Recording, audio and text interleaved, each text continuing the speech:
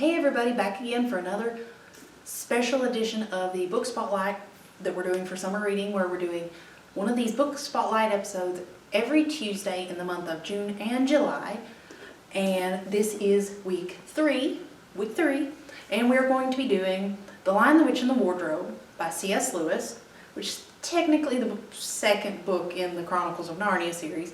But when I was younger, and actually somebody gave me a copy of this because I loved reading, and adventure stories were really my thing. I read this book and it was really good and I liked it. So you might like it too, you might have already read it, you might want to reread it. Anyways, we will start with the back cover. This is actually the movie novelization looking cover. Let's see. The Chronicles of Narnia, The Lion, the Witch, and the Wardrobe. In the never-ending war between good and evil, the Chronicles of Narnia set the stage for battles of epic proportions. Some take place in vast fields where the forces of light and darkness clash, but other battles occur within the small chambers of the heart that are equally decisive.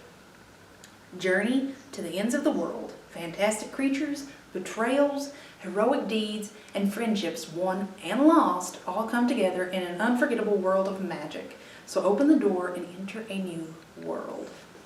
The second volume in the Chronicles of Narnia, The Lion, the Witch, and the Wardrobe.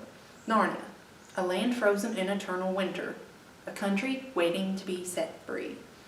4 adventurers step through a wardrobe door and into the land of Narnia, a land enslaved by the power of the White Witch. But when almost all hope is lost, the return of the great lion, Aslan, signals a great change and a great sacrifice. So that's the back cover, and we will read the first 5 paragraphs.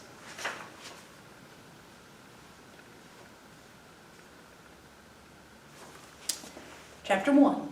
Lucy looks into a wardrobe.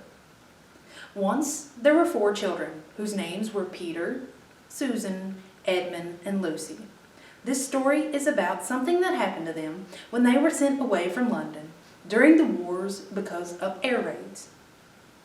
They were sent to the house of an old professor who lived in the heart of the country, 10 miles from the nearest railway station and 2 miles from the nearest post office. He had no wife, and he lived in a very large house with a housekeeper called Mrs. Macready and 3 servants. Their names were Ivy, Margaret, and Betty, but they do not come to the story much. He himself was a very old man, with shaggy white hair which grew over most of his face, as well as on his head, and they liked him almost at once. But on the first evening when he came out to meet them at the front door, he was so odd-looking that Lucy, who was the youngest, was a little bit afraid of him. And Edmund, who was the next youngest, wanted to laugh and had to keep on pretending he was blowing his nose to hide it. As soon as they had said goodnight to the professor and gone upstairs on the first night, the boys came into the girls' room and they talked it all over. "We've fallen on our feet, and no mistake," said Peter. "This is going to be perfectly splendid. That old chap will let us do anything we like." "I think he's an old dear," said Susan. "Oh, come off it," said Edmund, who was tired and pretending to not be tired, which always made him bad-tempered. "Don't go on talking like that." And